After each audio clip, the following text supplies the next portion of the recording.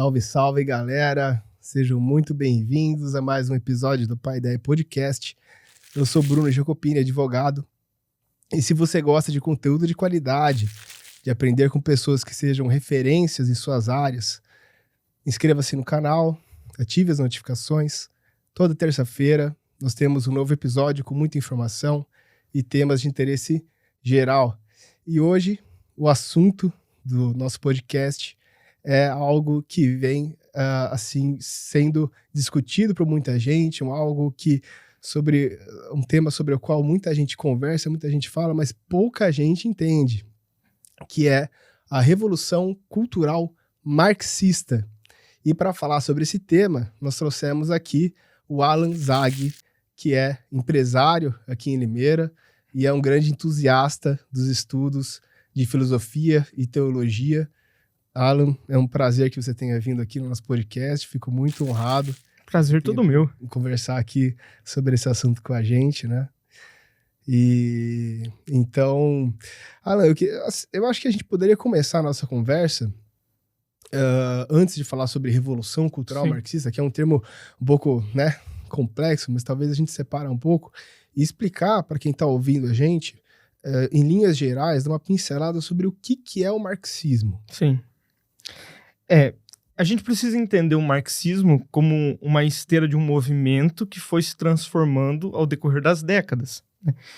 O marxismo não é um movimento, uma ideologia absolutamente estática. Tanto que, se você pegar os marxistas modernos e você comparar com aquilo que escreveu Karl Marx, você vai ver diferenças muito importantes, cruciais, assim. Mas como eu definiria o marxismo, né? Quando a gente está lá no ensino médio, a gente começa a ser introduzido nas matérias de sociologia, filosofia, a gente acaba se deparando com a figura de Karl Marx, né? Muitas vezes, inclusive, a gente pode falar inclusive disso aqui hoje, representado como uma figura absolutamente boa, né? Alguém digno de respeito, alguém que deve ser admirado, né? Um grande homem de grandes ideais. Mas como eu definiria o pensamento marxista? Pelo menos o pensamento marxista clássico. O marxismo, a gente vê lá na escola, é a socialização dos meios de produção, mas eu acreditaria que é ainda anterior a isso. O marxismo, ele olha para o mundo e ele observa que há algo de errado aí. Então ele fala assim, bom, nós temos uma classe, que no caso de Karl Marx, o proletário, a classe trabalhadora, que é absolutamente oprimida pelo capital, pelo governo, pelo status quo, vamos dizer assim, de algum modo. E então, diante disso, diante de toda essa opressão, é preciso que haja uma revolução. É preciso que a classe proletária se insurja contra toda essa opressão que ela sofre, se levante. No caso de Karl Marx, uma revolução armada. Então, através desta revolução armada, que derrubará o capital, que derrubará o governo local, que vai subverter toda a ordem social, instaurar uma ditadura do proletário. Só que essa ditadura do proletário, isso de acordo com os marxistas, não é o final, é um meio. E aqui está o grande perigo. Se implanta uma ditadura do proletário, isso é, a classe trabalhadora sobe ao poder e implanta uma ditadura para que dela nasça um paraíso terrestre. Para que dela acabe as classes sociais, para que acabe essa diferença de poder, um reino de igualdade, de fraternidade, evoca princípios da Revolução Francesa também. Então, é um paraíso terrestre, onde com a queda do capital, com a queda do status quo, com a queda daquilo que está no poder, que oprime a classe trabalhadora, virá um reino de paz, de harmonia, virá algo de maravilhoso. Então, eu definiria o marxismo muito mais do que as definições próprias que a gente pode ver lá no Manifesto do Partido Comunista, como esse ideal de que derrubar o poder que está vigente, o capital, o governo, todo esse poder instituído, eu coloco ele abaixo, coloco uma ditadura da classe trabalhadora, e aí dessa ditadura virá um reino glorioso. Essa é a propaganda marxista, pelo menos, né? Perfeito. Sempre quando eu vou conversar sobre esse tema, e aí eu encontro uma grande dificuldade, acho que você também, né? Porque uma grande dificuldade. Assim, primeiro, o marxismo ele parte de uma ideia que não é totalmente ruim, se a gente for analisar. É um reino harmonioso, harmonioso, mas ele parte de uma ideia de igualdade. Sim. Né? Como se o Marx olhasse para a sociedade e dissesse assim, olha, por que existem diferenças? Por que essa pessoa pode ter mais do que aquela outra? Por que isso... por que existem pessoas que aparentemente oprimem as outras, e essas oprimidas, né, ganham menos, têm menos recursos, menos bens? Isso para ele não está certo, né? E, de certa forma, é um raciocínio atrativo. Parece um pouco injusto. E quando a gente vai conversar com as pessoas, de maneira geral, não sei se você concorda em relação a isso, mas é muito difícil a gente explicar que isso não é bem assim. Que a justiça, né, né, como nós a entendemos, como uma virtude aristotélica, né? Sim. Ela não existe apenas de forma comutativa, né? Aquela justiça em que eu te dou uma coisa e recebo outra, mas ela existe também de forma distributiva. Quer dizer, uma justiça de acordo com os méritos, né? Com o esforço de cada um e com as qualidades, né? E com o efetivo trabalho, a importância do trabalho de cada um. Então é um tema muito complicado de se conversar. E aí eu encontro uma outra dificuldade, que aí é uma crítica que eu faço do nosso lado. Sim. Porque muitas vezes nós vemos as pessoas que são tidas como conservadoras, mas ao invés de explicar para a pessoa que tem esse tipo de pensamento por que isso exatamente não está correto, e ele já vai para o embate frontal, né? Sim. Vamos dizer assim, não que isso esteja errado. Um Olavo de Carvalho, por exemplo, Sim. tem o seu papel, a sua função social, claro, né? De ir lá e combater, porque o Olavo, ele dirige o discurso dele, não é para a pessoa que está aprendendo ali no colegial e nem para o universitário, é para aqueles pensadores que ele sabe, que ele tem certeza de que tem má fé no que dizem, né?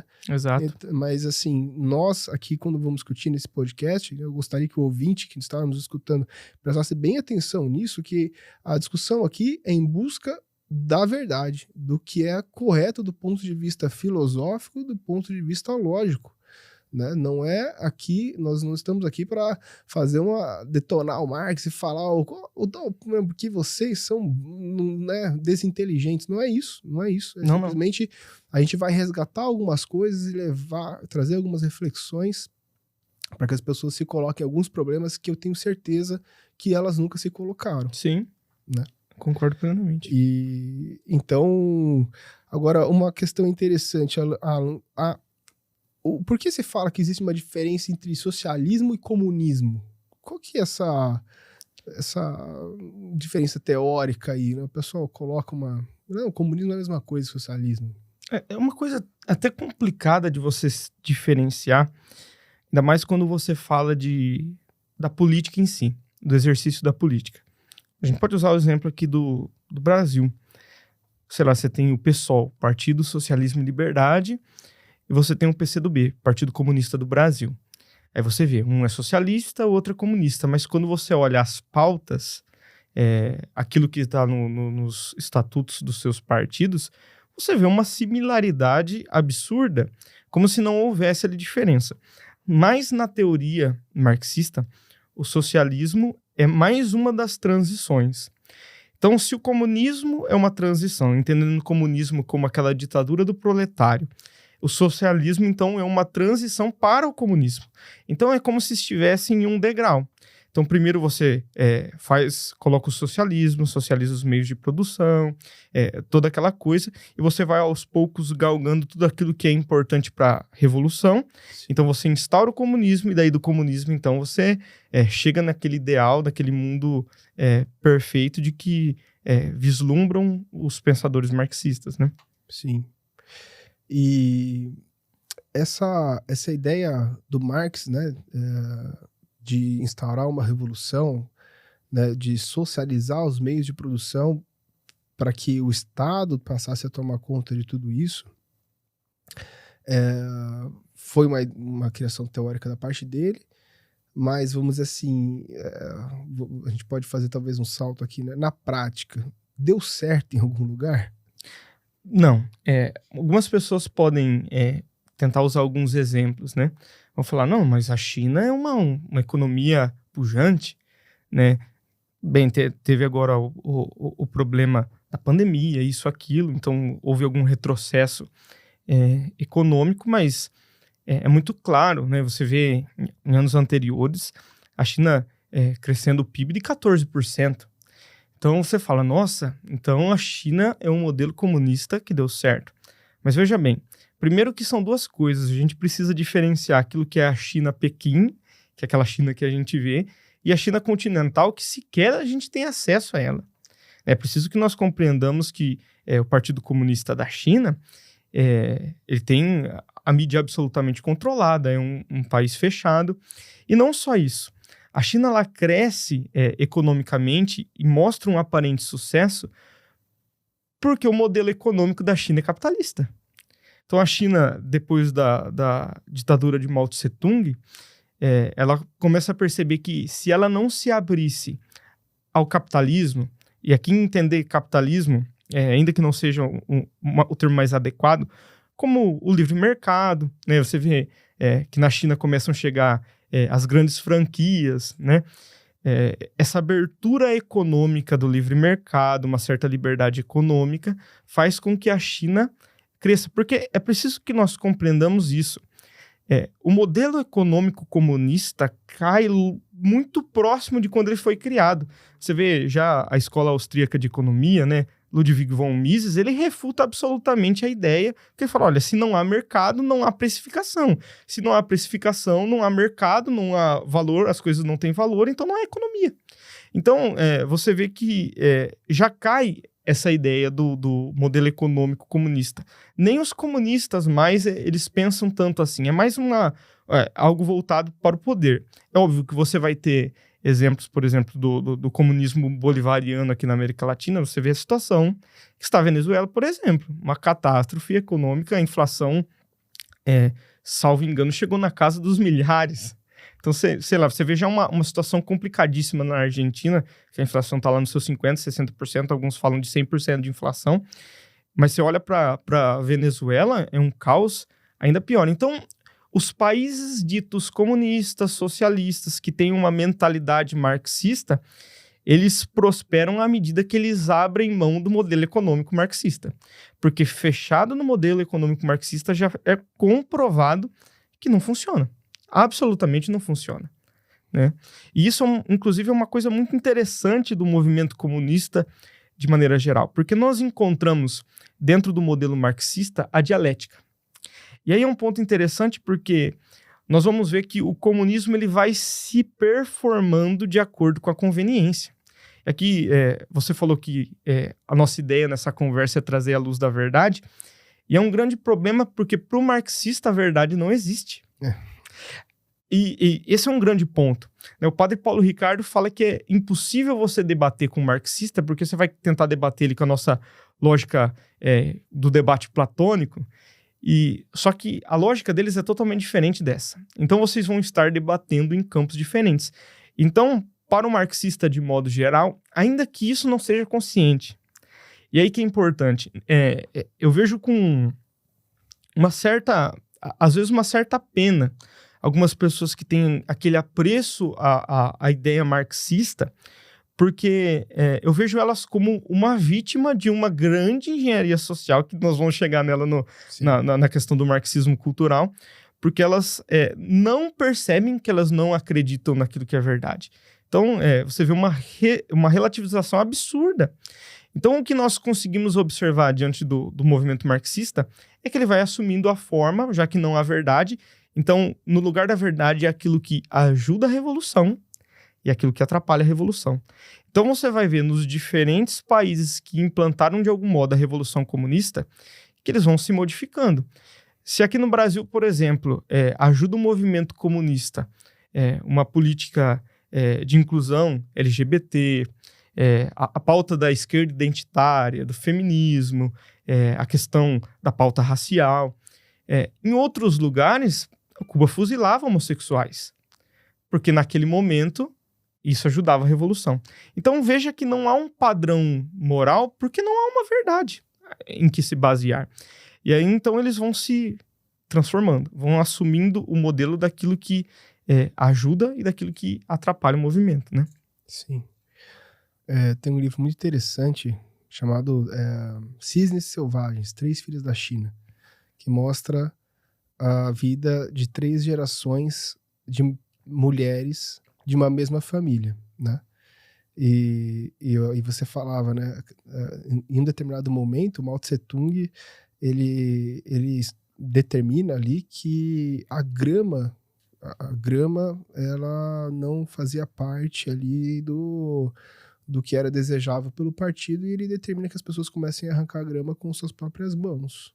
E assim, coisas assim que eles eram obrigados a fazer sem nenhum sentido, apenas porque o partido determinava, como você mesmo disse. Não existe uma verdade, não existe uma coisa, o que é a favor da revolução e o que é contra a revolução, exatamente, né? Eu falei, nós temos os exemplos hoje, mas é importante talvez a gente pensar que a primeira revolução bolchevique, né, a primeira revolução marxista, que foi a Revolução Russa de 1917, então o que acontece? O Marx, ele dizia que para a revolução ocorrer, deveria existir uma classe operária, né, que essa classe operária levaria a cabo essa revolução. Agora, quando ocorre a Revolução Russa, a Rússia não havia passado pelo processo de industrialização. Então, lá não existia classe operária na Rússia. Exato. E a revolução foi levada a cabo por uma elite, né? por um grupo de pessoas que tinham as ideias socialistas na época e impuseram, né, os bolcheviques, né, impuseram essa revolução para a população, né? De maneira que foi uma revolução contra o que o próprio Marx pregava, né, de como ela deveria ser. E, contraditoriamente, o único país que naquela época o Marx dizia que estava já preparado para que ocorresse uma revolução marxista era a Inglaterra, que já havia passado pela Revolução Industrial, né? Sim. Onde nunca aconteceu, né? Você vê que o que acontece com o movimento marxista, justamente nessa época, né, nós estamos falando 1917, finalzinho da Primeira Guerra Mundial, o que a gente consegue observar quando a gente vai olhar o movimento marxista e a maneira com que ele vai progredindo, é que essas experiências frustradas de tentar implementar uma revolução acabaram culminando no seguinte problema. O marxismo entra em uma crise teórica. E é daí que nasce o marxismo cultural. Porque o que se observa? Qual era a expectativa de Marx? E Marx não viu isso. A expectativa de Marx é que a classe trabalhadora, não só a classe trabalhadora local, mas a classe trabalhadora mundial, se levantassem, aquela famosa frase, né? Trabalhadores do mundo inteiro, univos, né? Então, eles esperavam que isso acontecesse, que se levantasse para lutar contra a classe opressora. Mas o que acontece na Primeira Guerra Mundial, que foi o grande motivo da crise teórica do marxismo, é que a Primeira Guerra Mundial mostra um cenário muito diferente. Em vez da classe trabalhadora, desse proletário, pegar em armas e lutar pela revolução proletária, eles pegam em armas para lutar a favor daqueles que eles deveriam combater. Então nós vemos na Primeira Guerra Mundial a classe trabalhadora pegando em armas para defender o seu país. Então, isso gera uma crise teórica terrível no marxismo, porque se a classe trabalhadora, se o proletário não se empenhar na revolução, simplesmente o marxismo não acontece. É a premissa inicial do marxismo, a revolução da classe operária. É preciso, como você bem disse, que exista a classe operária e é preciso que ela se revolte e lute contra esse poder opressor para que implante a ditadura, então, do proletário. Mas a Primeira Guerra Mundial mostrou um cenário absolutamente diferente. E aí nasce a grande pergunta, que é a causa da crise teórica do marxismo clássico. E aqui é importante a gente fazer uma distinção. Os pensadores hoje gostam de chamar de pensamento marxiano e pensamento marxista. Como pensamento marxiano, o pensamento de Karl Marx. né? E o pensamento marxista já difere um pouco do pensamento de Karl Marx justamente por ocasião dessa crise teórica. Interessante. O que gerou essa crise teórica? Essa é a grande pergunta. E aí nós temos duas grandes figuras, que são figuras importantes para o início daquilo que é o marxismo cultural, que é Antônio Gramsci e George Lukács. Essas duas grandes figuras buscaram responder esta questão, e Antônio Gramsci era um gênio. É preciso que a verdade seja dita. Antônio Gramsci era um homem absolutamente genial, um homem inteligente, e ele consegue chegar nessa resposta. Antônio Gramsci busca responder a seguinte pergunta: o que alienou a classe trabalhadora para que ela não se revoltasse quando chegou a hora? Veja, a Primeira Guerra Mundial era um cenário de fraqueza. Você tinha ali os países lutando entre si por dominância local, e aqui não cabe a gente falar da Primeira Guerra Mundial, mas você vê ali o grande embate. Então é um momento propício. O caos é um momento propício para implementar uma ditadura do proletário. Por exemplo, tanto que a gente vê isso acontecendo, por exemplo, na Albânia. Isso já é na Segunda Guerra Mundial, por exemplo, mas aproveitando-se da questão da guerra e que os fascistas estavam sofrendo muito, que os fascistas haviam tomado a Albânia, então nasce uma revolução comunista na Albânia. Eles aproveitam o momento de fraqueza fascista para implementar o comunismo. Mas o que aconteceu com a classe trabalhadora? O que alienou ela? E aí eles chegam à seguinte conclusão: o que alienou o proletário e fez com que ele não se insurgisse é a civilização ocidental. É porque o proletariado está alienado por aquilo que é a base da civilização ocidental. E se entenda por isso o pensamento, a filosofia grega, o direito romano e a moral judaico-cristã. Essas pessoas, o proletário está contaminado por essas ideias e por isso ele não faz a revolução. E aí que nós temos a transição do movimento. O movimento passa então de ser uma revolução armada, você atingir o resultado, implementar a ditadura do proletariado através de uma revolução armada, e passa a ser uma revolução cultural. Tanto que Antônio Gramsci tem aquela célebre frase: não tome quartéis, tome escolas. E aí nós iniciamos todo o processo daquilo que é o marxismo cultural. Que é agora que a gente vai começar a falar sobre ele. Exatamente, né? Chegamos lá. Chegamos lá, exatamente. Então, essa revolução cultural marxista, pelo que eu estudei, né, ela envolve três guerras, vamos dizer assim. Uma guerra cultural, uma guerra de informação e uma guerra de narrativas e desinformação, né? Então, são vertentes dessa revolução cultural que foram sendo aprimoradas, né, após os estudos do Antônio Gramsci, né? Sim. Ali começa uma grande sistematização, então, do pensamento. Eles chegam a essa conclusão, então começa-se o projeto. Entendemos o problema. O problema é que o homem está arraigado pela civilização ocidental. Por esses três pilares que eu falei que constroem aquilo que nós chamamos de civilização ocidental: a filosofia grega, o direito romano, a moral judaico-cristã. Como então nós vamos ruir esses movimentos? Como então nós vamos colocar abaixo? E aí nós precisamos entender que a grande luta do marxismo cultural, e por isso não necessariamente mais importa que a massa de manobra seja o proletário. Bom, o novo proletário pode ser os movimentos sociais, o novo proletário pode ser a comunidade LGBT, o novo proletário pode ser aquelas pessoas que são de algum modo excluídas da sociedade. Então, isso já não importa muito mais. Então, nós vemos apesar de uma certa continuidade daquilo que é, e aí nós precisamos entender por que isso acontece, por que esse movimento se articula desse modo. Porque o padre Paulo Ricardo ele tem uma frase muito interessante, ele diz o seguinte: Karl Marx não é o diabo é Hegel.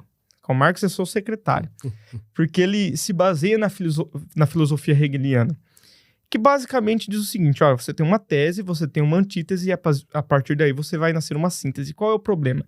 O problema é que Hegel ele diz que a antítese, que seria agora representada pelo mal, tem um papel preponderante para um conhecimento superior. Então, o que Hegel faz, em suma, é falar sobre o poder criativo do mal. O mal possui um poder criativo. Então aí nós entendemos o porquê daquele pensamento. Eu vou implantar uma ditadura para que venha um reino. Porque o mal, ele tem um poder criativo e ele tem uma função. Veja, a moral judaico-cristã, ela diz que o mal deve ser detestado, que deve ser afastado. Os próprios filósofos gregos também diziam isso quando eles vão falar sobre as virtudes. O direito romano também, quando vai legislar sobre as coisas. Enfim, veja, tudo isso fala para você que o mal é algo detestável que você deve evitar a todo custo, mas não. O mal é algo bom, o mal é algo valoroso, o mal é algo importante. Então nós vemos aí também uma filosofia maquiavélica, né, que os fins justificam os meios. Então mate, torture, leve à morte milhões de pessoas, cometa genocídios por toda parte, para que daí, de todo esse mal, desse poder criativo, nasça algo bom. E aí isso é levado para o campo cultural, através dessas coisas. Então, através da cultura, através da informação, através da guerra de narrativas, você vai tomando todas essas coisas e você começa a deturpá-las. Esse é o grande ponto. O que o marxismo cultural compreendeu é que a luta que deveria ser travada inicialmente não é uma luta para embater. Nossa, não vamos lutar com todas as forças contra a filosofia grega. Ou vamos lutar contra a moral judaico-cristã. Aqui hoje, mais pro lado ocidental, eu diria mais, inclusive, a moral cristã. Nós temos judeus, obviamente, aqui, mas em um número muito inferior aos cristãos católicos evangélicos.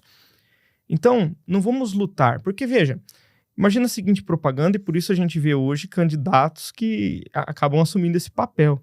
Não, eu sou a favor da liberdade religiosa.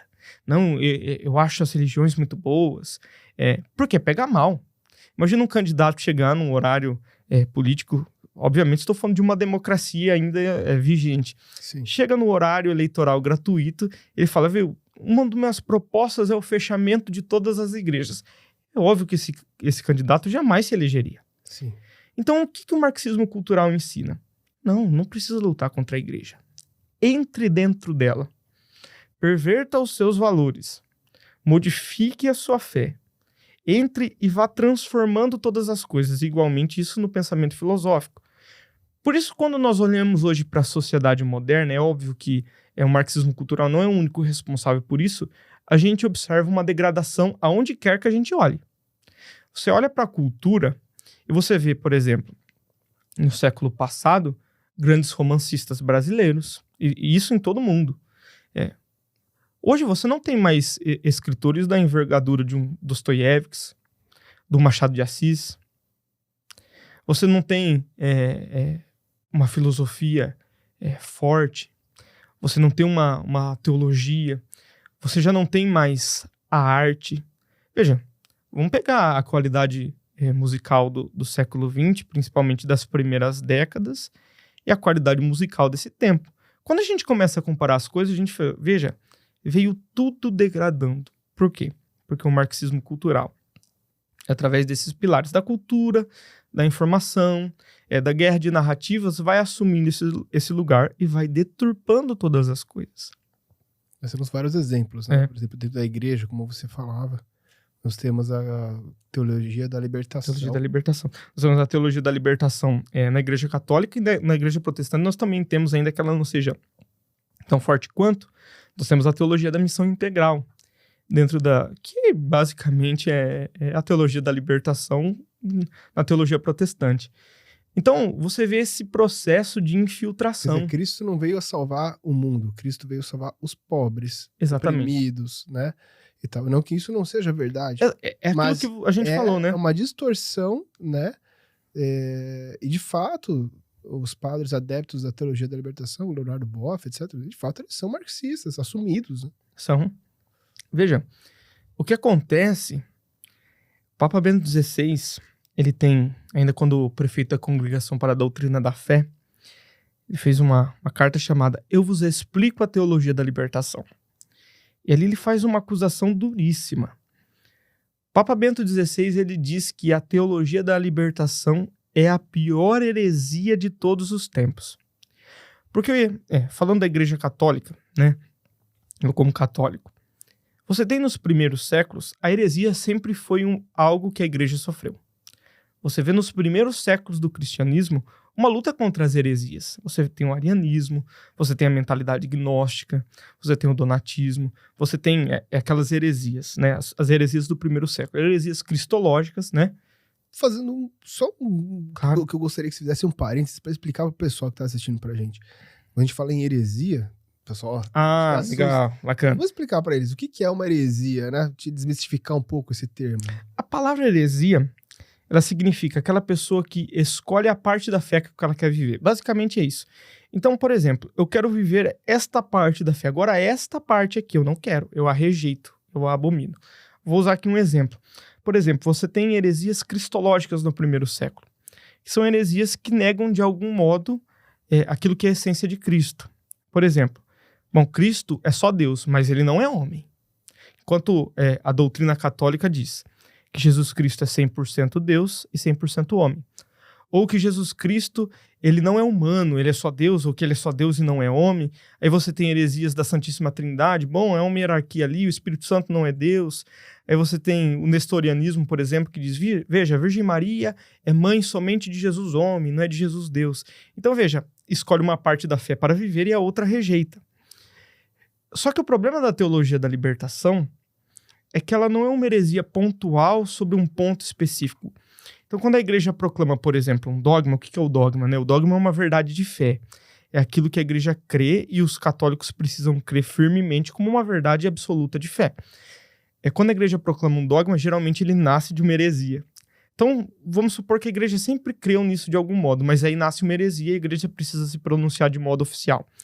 Mas a teologia da libertação não ataca um ponto da fé. Papa Bento XVI diz que a teologia da libertação visa atacar e subverter todos os pontos da fé. Então você vai ver lá na teologia da libertação, você fala, a Eucaristia é o sacrifício de Cristo na cruz. Aí o teólogo da libertação vai dizer, não, a Eucaristia é uma partilha. Veja, ali é um fundo de verdade. A Eucaristia é uma partilha, uma refeição. A Eucaristia é uma refeição, mas nega essa parte do sacrifício. Aí você vai ver a teologia da libertação dizendo o seguinte, nas pautas morais. Não, veja, o adultério não é pecado, você se cobra demais. Eles vão subvertendo todo esse ponto. Por quê? Porque a mentalidade marxista quer derrubar aquilo que é a igreja. E se ela não consegue ir atacando de fora, ela entra dentro e transforma a igreja em algo totalmente diferente daquilo que ela se propõe a ser. Sacramento universal de salvação. Então, se ela modifica aquilo que é a igreja cai. A igreja morre, ela não existe mais porque ela não é aquilo que Cristo instituiu. A teologia da libertação ataca todos os pontos porque ela vai relativizando tudo. Lembra daquilo que a gente falou? Que para o marxista não há uma verdade. E se não há uma verdade, então não há uma verdade de fé. E você chegou num ponto, né, que seria algo que eu gostaria de falar um pouco sobre ele, que é o relativismo, né? A gente já falou, nós demos algumas pinceladas, mas um dos pilares do marxismo é dizer que não existe uma verdade, né? Negar a existência de uma verdade e dizer que cada um, na verdade, tem a sua opinião ou a sua própria verdade, né? E que tá tudo bem em relação a isso, né? E as pessoas, é muito difícil que elas entendam que isso, apesar não pode ser, é um raciocínio autofágico, né? Ele morre em si, né? Ele morre em si mesmo. A nossa inteligência, ela está dirigida ao conhecimento da verdade. Quando você fala tudo é relativo, essa frase, ela é uma frase de verdade absoluta. Entende? Tudo é relativo. Então, se tudo é relativo, nada é relativo, porque, né? Entendeu? Quer dizer, então, é um grande problema, porque parece que as pessoas têm assim, parece não, elas têm uma rejeição, né, em aceitar que algo ou alguém tem uma opinião errada, né? Exato. E aí não tem embate, elas não querem debate de ideias, elas não querem buscar o que é o certo, o que é o correto, porque o correto não existe. eu tenho a minha, você tem a sua e tá tudo bem em relação a isso. Só que, um ponto interessantíssimo que o Dr. Adib Saad, né, nós fizemos o podcast anterior com ele sobre a liberdade de expressão. Então, durante muitos anos, nós escutamos esse discurso. A verdade não existe, né? A verdade não existe, eu tenho minha opinião, você tem a sua opinião, cada um tem que respeitar a sua opinião, tá tudo bem. E tudo bem.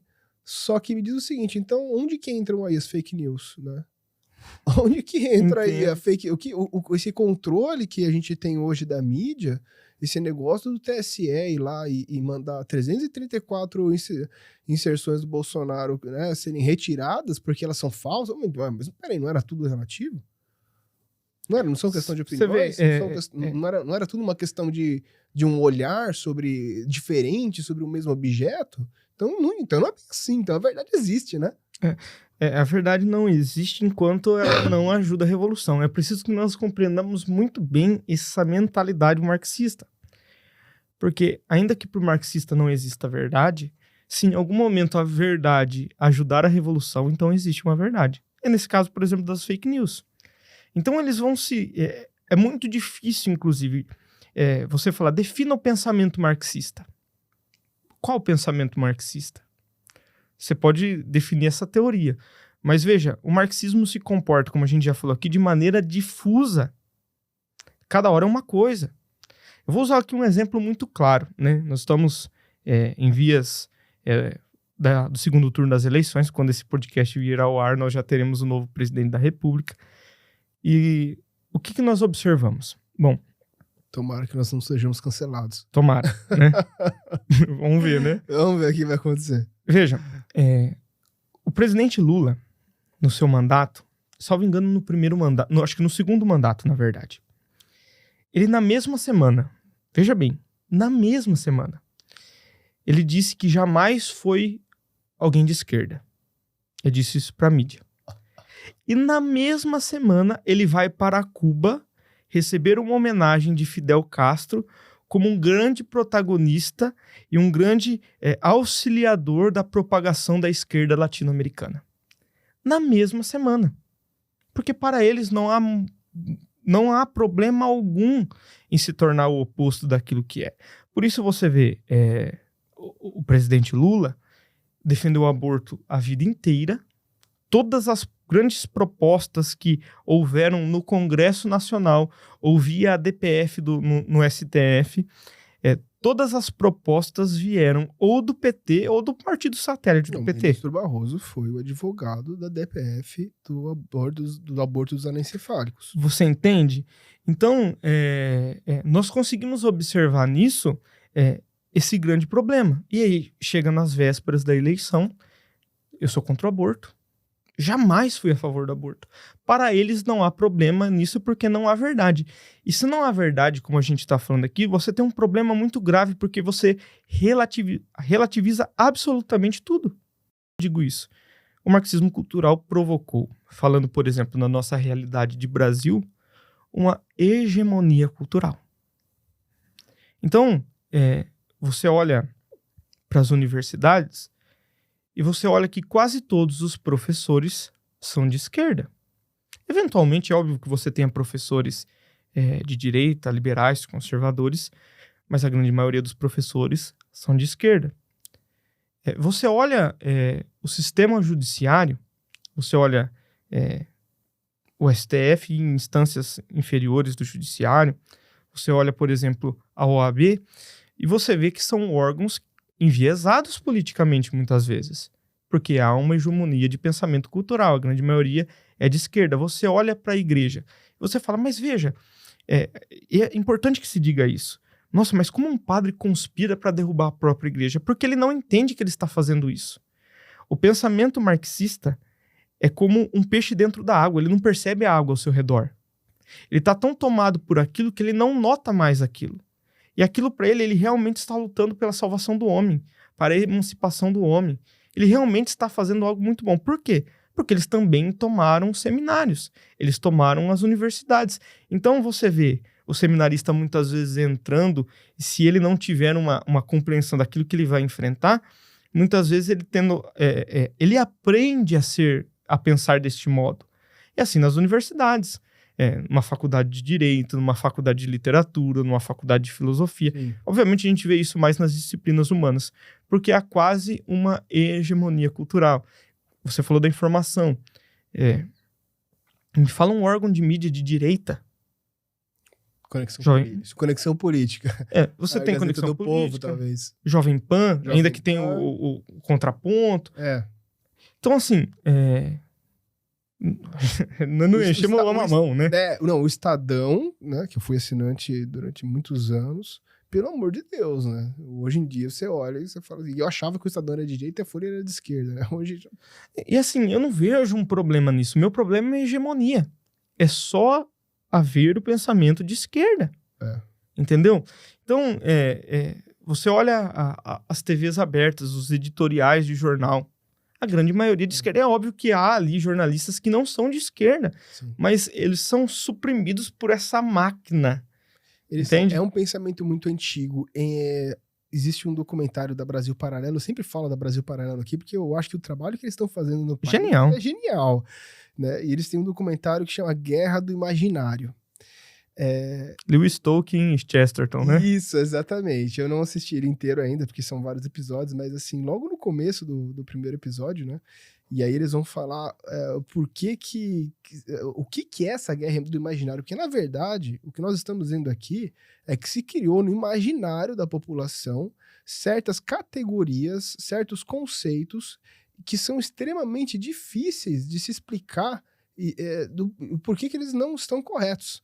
Né? Então existe uma guerra nesse imaginário, as pessoas foram realmente tomadas por uma cultura que elas estão tão imersas nessa cultura que elas não entendem. Como você disse, o padre está conspirando contra a igreja sem ele saber, porque na opinião dele não está. Ele é uma vítima também, ele é uma isso vítima que a gente também. precisa entender. Lá em 1893 foi criada uma sociedade chamada Sociedade Fabiana, né? E era o começo, era o embrião do que depois o Gramsci veio a desenvolver, né? E existia ali um brasão. O primeiro brasão deles era um lobo saindo de dentro da pele de um cordeiro. Olha como era forte. Exato. Né? Olha como era forte naquela época, né? E assim é que nasce essa revolução, né? Não é uma teoria da conspiração, gente. O negócio é sério mesmo. É complicado, né? Porque sempre que a gente começa a falar de marxismo cultural, é tão absurdo que tende a soar como uma grande teoria da conspiração. Mas veja, aquilo que a gente está falando aqui está escrito. Eu não consigo não fazer uma relação de causa e efeito. Antônio Gramsci escreve, vamos tomar as escolas, vamos fazer uma revolução cultural. Não só Antônio Gramsci, toda a escola de Frankfurt, por exemplo, também.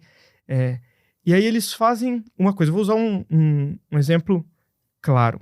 Agora não me recordo se é Herbert Marcuse ou se é Horkheimer. Os dois são da escola de Frankfurt. E um deles escreve em um livro aquilo que viria a ser a revolução sexual que nós tivemos nos anos 60. Né? Aquela coisa do hippie. Aí ele escreve isso 20 anos antes, né? Alguns anos antes, não sei dizer quantos. E aí, algum tempo depois, acontece aquilo que ele delineou. Para entender, a escola de Frankfurt é uma escola de pensamento que nasce da Alemanha, justamente desse Georg Lukács que a gente falou. Sim. E vai tomando muitos pensadores. Acontece que Hitler ascende ao poder na Alemanha, muitos da escola de Frankfurt vão para os Estados Unidos e ali se instalam. E aqui um dado muito interessante, todo mundo que tem um pensamento mais à direita, ou mesmo um cristão, já foi chamado de fascista. Isso é um absurdo completo. É como um liberal... O que é o fascismo? Como que um liberal... Vai estudar o Mussolini, que, por exemplo, que quer um Estado menor, ou mesmo um Estado mínimo, é uma pessoa que tem apreço às tradições, enquanto o fascismo diz tudo para o Estado, nada fora do Estado, enfim. Mas isso nasce da escola de Frankfurt, porque quando eles vão para lá, eles olham para os Estados Unidos e dizem que os Estados Unidos é fascista. Eles fazem, obviamente, um contorcionismo mental absurdo. Só que eles começam a incutir isso, eles são professores, vão nas universidades e começam a incutir esse pensamento nas universidades. E um desses pensamentos é dessa revolução sexual que eu falei. Aí ele incute esse pensamento nos jovens universitários. Anos depois, esses jovens universitários fazem a revolução sexual. Eu não vou fazer uma correlação de causa e efeito. Veja, os marxistas culturais disseram que iam tomar os lugares e iam implementar a ditadura sem que eles percebessem que estão pensando como marxista. Essa é a grande sacada de Antônio Gramsci. Pensar como marxista, como comunista, sem perceber. Ajudar um movimento sem que se dê conta. Essa história que eu falei do peixe dentro da água. Sim.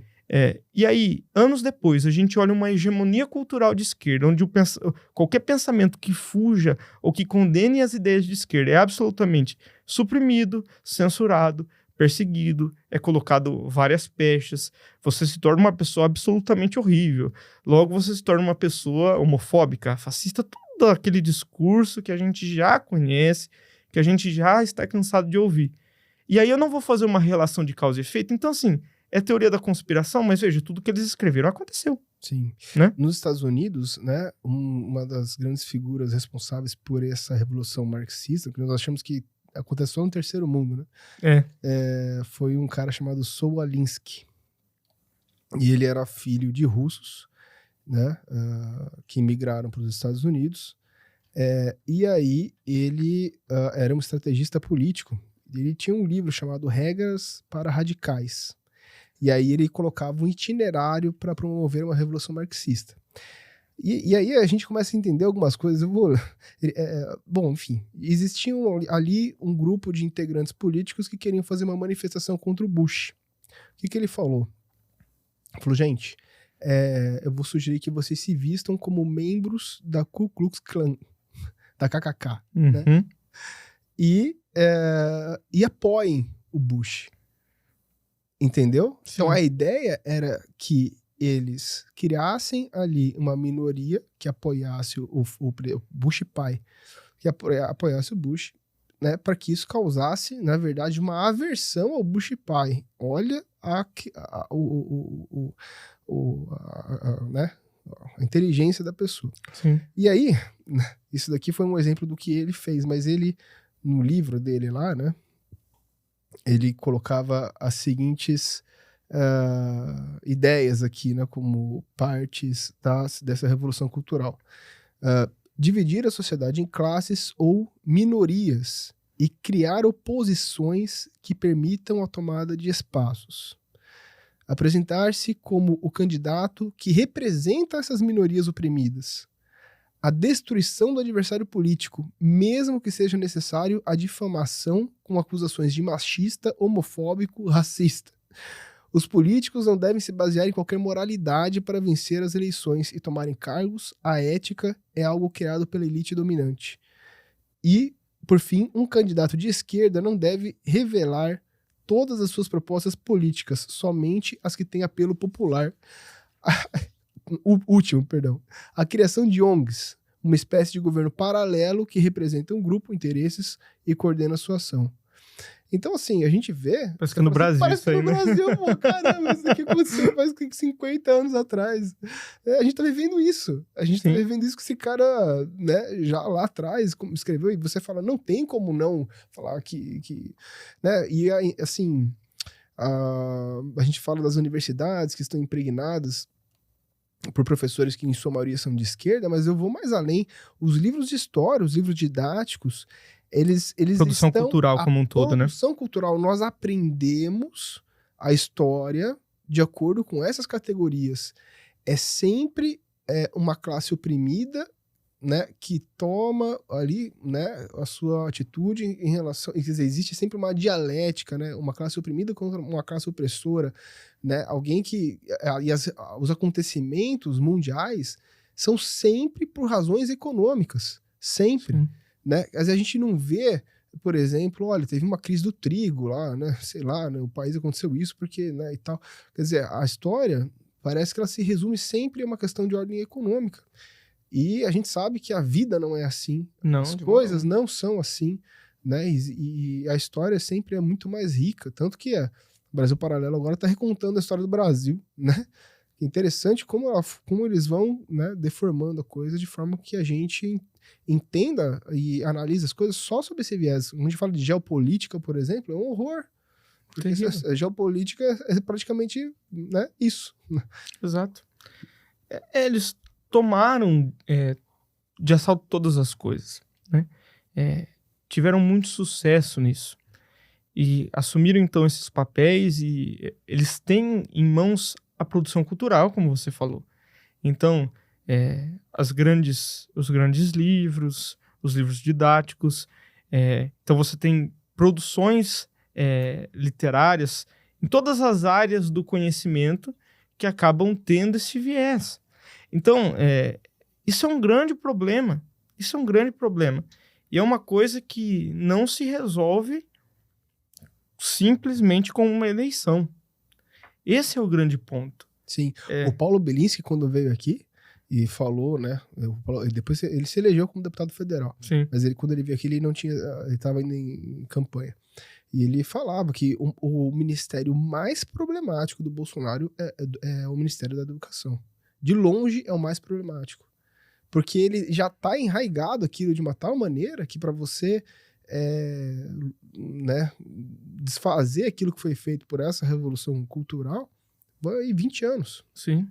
Fácil. Sendo otimista. Sendo otimista. Porque assim, usando mais uma vez o exemplo da Brasil Paralelo, né? Eles têm um documentário chamado Pátria Educadora. E eles, acho que um documentário que tem 3 partes, salvo engano, eu acho que está disponível gratuitamente no YouTube, pelo próprio canal da Brasil Paralelo. E em um determinado momento eles falam de como é a estrutura do MEC. O MEC, salvo engano, tem mais de 300 mil funcionários.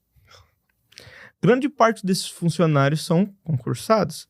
E sendo concursados, tem estabilidade.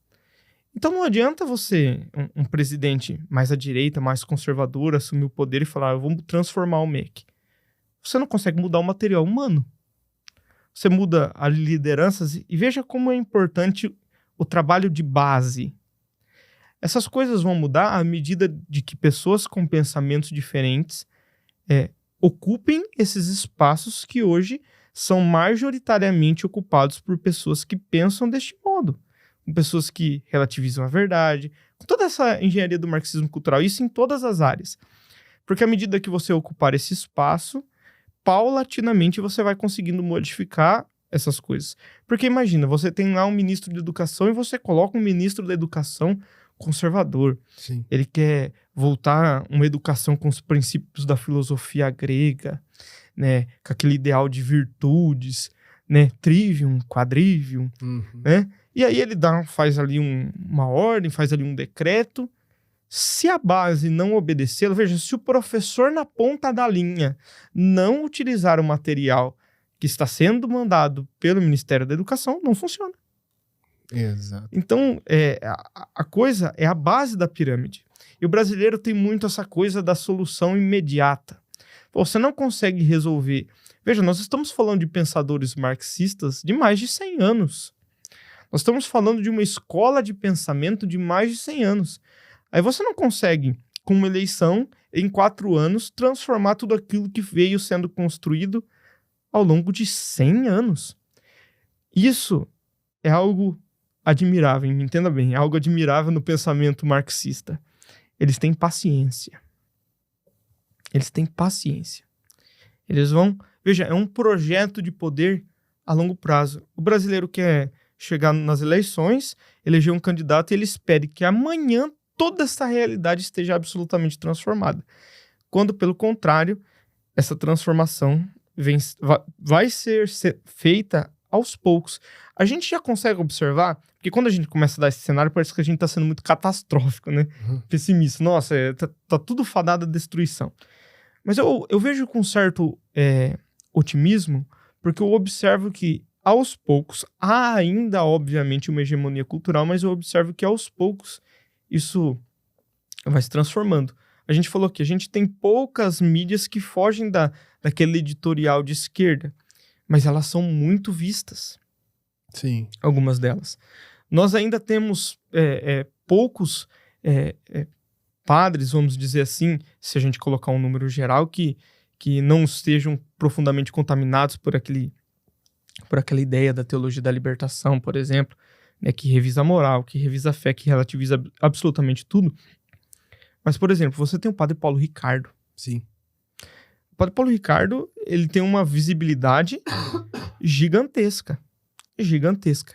E um poder de influência também gigantesco. Sim. Aí você vê outros padres, você vê alguns juristas, você vê algumas pessoas que falam de filosofia. Você começa a observar, isso vem muito pelo advento da internet. Por isso, um grande interesse em regular a internet. Por isso, um grande interesse em censurar. Por isso, um grande interesse em colocar de lado. Porque isso... Não por acaso, né? Exato. Brasil Paralelo já foi alvo do TSE. O padre Paulo Ricardo está sob a investigação Telegram, da Polícia Federal. Né? Você consegue observar o quanto isso é louco? A gente está falando de um padre. Obviamente, existem muitos outros. Padre Paulo Ricardo, Padre José Eduardo. Você tem vários padres católicos, né, que vivem ali a fidelidade à doutrina católica. E por que eu vejo isso mudando? Porque ainda, hoje você tem bons seminários, né? A gente também não pode generalizar como se todos os padres e bispos do mundo fossem teólogos da libertação. Há aqueles que são teólogos da libertação e sabem exatamente o que é a teologia da libertação. Esses, eu diria, sem medo de errar, que são mais perversos. Aqueles que pensam como libertadores sem que sequer percebam isso. Mas há também aqueles padres católicos. Sim. Que vivem tranquilamente a sua fé. E por que eu vejo que esse movimento acontece, falando da realidade eclesial dentro da igreja? Porque muitos hoje entram em um seminário e por mais que esse seminário tenha essa linhagem da teologia da libertação, ele já escutou sobre isso antes. Então ele entra lá preparado.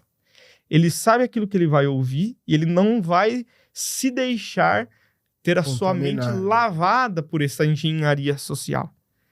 E por isso, aos poucos, eu vejo com certo otimismo que isso vai mudando. Mas é um projeto a longo prazo. A longo prazo. Hoje né? existe a Academia Atlântico, não sei se você já ouviu falar. Doutor Ítalo, né? Exatamente. Ítalo Marcilli, Renato Moraes e outros ali, figuras extremamente... Professor Vitor Salles, né? Pessoas extremamente capacitadas, né? E, inclusive, ensino à distância. Você vê que o papel da internet aí é fundamental, né? Porque ela deu voz para essas pessoas, né? Deu voz, né? O que antes não acontecia. Eu tive assim, a bênção de uma vez, quando eu era... Acho que eu estava no primeiro colegial, e aí minha professora de história me deu um livro de sociologia para ler lá, porque eu sempre gostei muito, né? Uhum. Ela deu para mim o livro, né? Para eu ler, e eu levei. E aí eu tive um amigo que pegou o livro e falou assim, mas você percebe que isso não tá muito certo nesse ponto de vista aqui? Você não percebe? E aí eu tive altas discussões com ele, foi uma coisa assim, foi um processo até eu entender determinadas situações. Então, quando eu entrei na faculdade, eu já entrei, né, de uma outra forma, já tinha uma outra visão, mas a grande maioria dos meus amigos do direito são totalmente de esquerda, totalmente relativistas, né? E advogados, o que antigamente não era assim. Antigamente os advogados eram uma classe mais conservadora, né? Sim. E você vai vendo que aquilo que eu falei e repito, o marxismo cultural obteve seu sucesso. Eles conseguiram ir aos poucos ascendendo ao poder, foram tornando-se professores, foram se tornando advogados, foram se tornando juristas, foram produzindo material. Na faculdade de Direito, eu fiz por Campinas. Professor Maciel de Direito Constitucional, né, todo ano pegava um grupo de alunos e levava para Cuba. A minha esposa, que se formou comigo, passou 10 dias em Cuba lá para conhecer Cuba. Então você vê, né? Entendeu? Eles não foram para Disney, entendeu? Eles não foram, sei lá, visitar o Fórum Romano, for Itália, né? Ou ir lá para Coimbra, né, Universidade de Coimbra, estudar, fazer um curso de verão. Eles foram para Cuba. Fazer o quê? Conhecer a realidade cubana, né? E a gente pergunta qual a realidade cubana também que... Entendeu? Não, mas ali, né? para minha esposa em especial foi ótimo, porque ela voltou e falou assim, gente, aquele povo sofre demais. Um tiro pela Pelo culatra. amor de Deus, né? Exatamente. Exatamente. Então, você observa como as coisas vão progredindo desse modo e as coisas vão tomando poder, né? Veja, falando, por exemplo, da realidade eclesial, eu vejo com bons olhos alguns movimentos que foram quebrando. Veja, a igreja hoje só não é totalmente tomada pelo pensamento da teologia da libertação, é que eu falo da igreja que é uma realidade que eu tenho um profundo conhecimento, um conhecimento um pouco maior, Da né? teologia, né? Eles não foram totalmente tomados por esse pensamento, porque houveram alguns movimentos que nasceram e que fizeram com que a teologia da libertação passasse a ser. A ponto de que, quando você fala de teologia da libertação, às vezes, até com uma pessoa que tem um pensamento revolucionário de algum modo, fala, não, mas a teologia da libertação não existe mais. Isso acontece, eu ressaltaria, são muitos, né, não quero ser injusto, mas eu ressaltaria 2 grandes movimentos que fizeram esta mudança de curso, essa mudança de mentalidade. Uma é a Opus Dei, porque a Opus Dei, ela traz essa realidade do trabalho santificado. Faça bem aquilo que você faz, santifique o seu trabalho. Se você é um professor, seja o melhor professor possível. E quando nós paramos para pensar nisso, isso ajuda muito nessa questão de ocupar espaço, né, com esse pensamento profundamente católico. E numa realidade mais intra-eclesial, dentro da igreja, eu ressaltaria sem sombra de dúvidas a renovação carismática católica. Quem que pese que tem lá os seus críticos, produziu inúmeros frutos, Sim. né, inúmeros... E eu observei esse movimento. Algum tempo atrás, que eu não quero ser generalista para que eu não seja injusto, mas existiam, e com certeza ainda existem, a Pastoral da Juventude. E a Pastoral da Juventude, em grande parte, não conheço todas as pastorais da juventude do mundo inteiro, foram tomadas pelo pensamento marxista, tornando-se ali os jovens quase como revolucionários. Foi tomado pelo pensamento libertador, uma simpatia aos movimentos sem terra, aos movimentos sem teto, e aquilo ganhou uma grande força ali. E nós estamos falando da juventude católica. Só que eu observei esse movimento. Aos poucos veio a renovação carismática católica, começou, sei lá, os grupos de jovens, e a renovação carismática pregando aquilo que era moral católica, falando da doutrina, da necessidade de uma espiritualidade mais profunda. E diante dessas coisas, automaticamente, esses grupos foram perdendo espaços, muitos deixaram de existir, e outros grupos de jovens com essa linhagem carismática assumiram esse lugar. Você tem o advento de grandes TVs, como a Canção Nova, por exemplo. Isso modificou o cenário. Modificou um pouco da mentalidade ao ponto que a teologia da libertação perdesse um pouco o protagonismo. Repito, ela ainda tem grande influência nos pensamentos, mas ela já não tem mais aquele protagonismo salvador. Você vê como uma coisa assim, pérfida, né? Porque o marxismo é uma filosofia ateísta, né? Marx falava que a religião era o ópio do povo, né? O Hegel, que era, vamos dizer assim, me parece que era o teórico que até acho que sustentava o Marx, uma coisa assim. Né? Sim. Ele parte, na verdade, o Hegel, segundo uma explicação muito boa que eu vi uma vez, o Hegel, o que ele fez, né? Se a gente olhar para aquelas religiões panteístas, elas acreditam que Deus é o centro do universo e todas as coisas materiais e imateriais são uma expansão de Deus, né? Então Deus está em tudo, está nas coisas, está nos objetos, está nos animais, né? O Hegel é como que se ele tirasse Deus ali do centro e colocasse o Estado, né? O Estado. Uhum. Então, como que algo que parte desse princípio, dessa filosofia, entra dentro de uma religião, né? Entra dentro, quer dizer, a questão toda está ali para deturpar, né? Para tirar, né, Deus, né, daquilo, né? Então, são coisas contraditórias.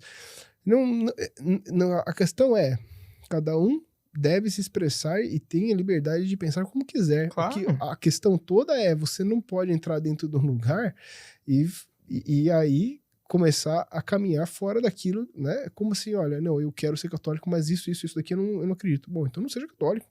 Exato. É uma seja coisa outra coisa, óbvia, né? Certo? Aquela coisa, eu sou corintiano, mas eu torço pro Corinthians no Campeonato Brasileiro. No restante dos campeonatos eu não torço. Isso. Uma coisa meio esquizofrênica, entendeu? Então, é estranho. É estranho, você entra, eu gosto da igreja e tal, mas eu acredito que né? Jesus não veio para salvar todos, ele veio para salvar os oprimidos, os pobres e tal, porque isso, porque aquilo, não. Mas poxa, isso é contra a caridade, né? A caridade, ela é, né, o amor ao próximo, não é o amor só a quem tá ali, né, com uma necessidade talvez material, né? Mas existem necessidades espirituais, existem pessoas ali que, quer dizer, às vezes você fazer uma visita para uma pessoa que tá solitária é caridade muito mais do que você dar uma esmola, né? Então você, né, tira toda essa questão da espiritualidade, né, e coloca a religião como algo que vai resolver um problema político, e daí até a gente começa a entender o porquê que esse pessoal da teologia da libertação tá sempre ligando na questão política, porque para eles não querem o paraíso no céu, eles querem o paraíso na terra mesmo, né? Exato. É a imanentização do pensamento, né? A realidade transcendental já não importa mais. O paraíso é aqui. Lembrando do início dessa conversa, que o marxismo queria implantar a ditadura do proletariado para que viesse um reino nessa terra. Então você vê um modus operandi, a maneira de pensar. E aqui é uma coisa muito importante. Muitos são seduzidos por esse pensamento pela propaganda. E nós não podemos, por exemplo, acreditar numa pessoa pela propaganda que essa pessoa faz de si. A pessoa, não, porque eu sou muito boa, porque eu sou isso, porque eu sou aquilo. Como você sabe realmente que essa pessoa olha aquilo que ela combate? Contra o que esta pessoa luta? A favor do que ela luta, mas principalmente, contra o que essa pessoa luta? Então, muitos são seduzidos porque o que é a teologia da libertação no senso comum? A teologia da libertação é aquela teologia preocupada para os pobres. Assim como Cristo amou os pobres, a teologia da libertação também ama os pobres e deseja salvá-los daquela realidade, emancipá-los de algum modo. Veja, é um pensamento que não é contrário à fé, este pensamento. Mas veja, esta é a propaganda e esses são o problema das ideologias. A ideologia tem uma propaganda clara, mas quando você aprofunda no pensamento, você vê que aquilo é absolutamente diferente daquilo que era a propaganda. Aí, essa é a propaganda que os teólogos da libertação fazem. Mas contra que os teólogos da libertação lutam? Lutam contra a santidade, lutam contra a Eucaristia, lutam contra os dogmas, lutam contra a moralidade, lutam contra a castidade. Então, veja, há um revisionismo absurdo. Então, nós não podemos acreditar naquilo que é propaganda. É preciso que você se aprofunde, que você olhe realmente aquilo que a pessoa faz, aquilo contra o que essa pessoa luta. Aí nós começamos a compreender alguma verdade. Nós começamos a enxergar com uma clareza um tanto maior as coisas. Porque, caso contrário, nós seremos facilmente levados por qualquer discurso bonito. Perfeito. E é uma questão que se coloca também, que é importante ressaltar, né? Não é porque o socialismo é uma filosofia completamente equivocada que o liberalismo total e puro, né, e o capitalismo selvagem está correto. O catecismo condena também o liberalismo. Então, essa é a questão, né, que talvez cause muita confusão nas pessoas. Mas então você acredita, então você é um capitalista e tal, você é a favor, você quer que o pobre continue pobre? Não é isso, meu caro, né? Vamos dizer assim, né? Uma coisa, outra coisa, né? Se for pra gente conversar sobre capitalismo e liberalismo aqui, a gente senta e conversa. Né, mas a questão toda começa a pensar um pouco, né, nessa questão de tudo o que o Marx coloca como pressuposto do marxismo e de toda essa engenharia social que vem, né, essa questão das minorias e do discurso de ódio, que nós vemos, né, gente, o que é uma democracia? A democracia é o pensamento da maioria. Exato. Tá certo? A partir do momento em que você vive a ditadura da minoria, isso não é democracia, entendeu? Isso, obviamente, não significa que as minorias não devam ser respeitadas, não se trata disso. Alguma, né? Exatamente, mas elas não podem impor, né? o que a maioria não quer, né? E é por isso que a gente vive num sistema democrático, a gente vota para isso. Exato. Né? Exato. A gente vota para isso, né? Então... mas, poxa vida, né? Não tem como... Quer dizer, hoje existem aquelas ações positivas, né? No sentido de as affirmative actions, né? No sentido de garantir as cotas para aquelas pessoas que teriam menos oportunidades e tal. Até aí, talvez seja, se for algo transitório, talvez seja até razoável, né? Precisaria estudar melhor isso e tal. Mas não que uma minoria, né, queira impor as suas ideias e os seus ideais para o restante da população. Isso não. Pegando esse gancho, eu particularmente sou a favor das cotas socioeconômicas. Mas o simples fato de existir uma cota socioeconômica atesta o fracasso da educação. Porque o que eu estou dizendo? Bom, a educação pública não é boa. E como a educação pública não é boa, eu preciso dar cotas, porque senão eles não vão conseguir fazer um curso superior. Então isso já denota um fracasso da educação. Mas como nós sabemos de todo o problema, veja, a educação brasileira tira as últimas notas do PISA. Fica ali perto de Serra Leoa. Poxa, nós estamos falando de um país gigantesco que é o Brasil. O Brasil tinha tudo para ser uma das primeiras economias do mundo. Salvo engano, acho que é 18ª, não Hoje me tá recordo na 10ª. mesmo. Tá na 10ª, né? 10ª, tá. Então, mas a educação é muito pior do que a posição econômica que o Brasil tem hoje. E veja, o simples fato de você falar que vamos dar a cota, você já está falando que essa educação é um fracasso, e já que ela é um fracasso, tudo bem. Mas veja, isso é muito interessante. Muitas pessoas colocam uma pecha no Papa Francisco. O Papa Francisco é comunista, o Papa Francisco é isso, aquilo. Veja, primeiro nós precisamos entender que a teologia da libertação nasce na Argentina e o Papa Francisco é argentino. Então, pode ser que de algum modo ele tenha a sua teologia um pouco influenciada por isso. Mas veja bem, o próprio Papa Francisco inúmeras vezes fez condenações ao aborto, à ideologia de gênero, ao próprio marxismo, ao comunismo.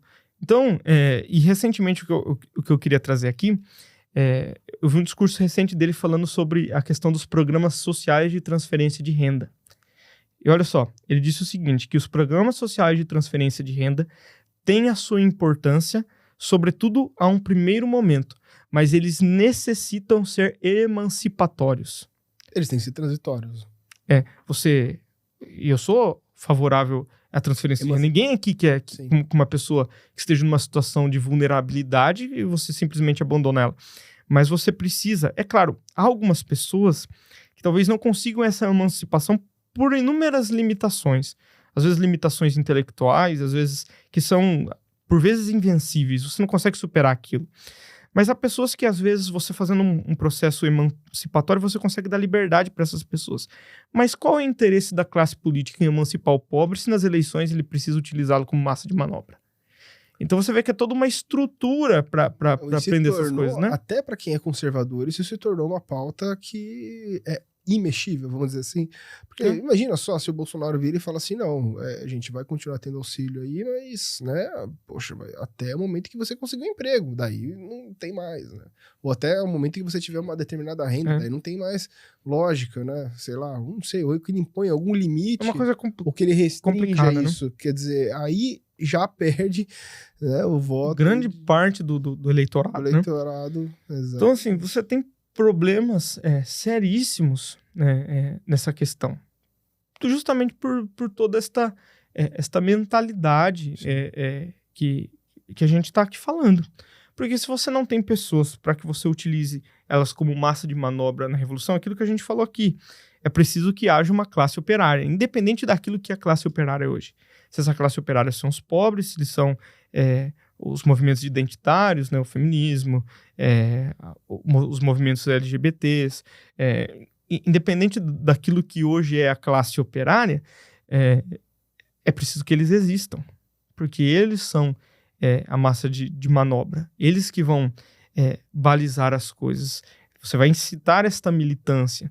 Então é interessante você mantê-la. Né? Você cria uma minoria, dá voz para ela e você se coloca como representante dela e através dela você faz, né? Aí o seu papel da revolução, né? Que é o que a gente vem assistindo aí, né? Em relação principalmente à ideologia de gênero hoje, que é a questão aí que tá, né, em pauta aí. Sim.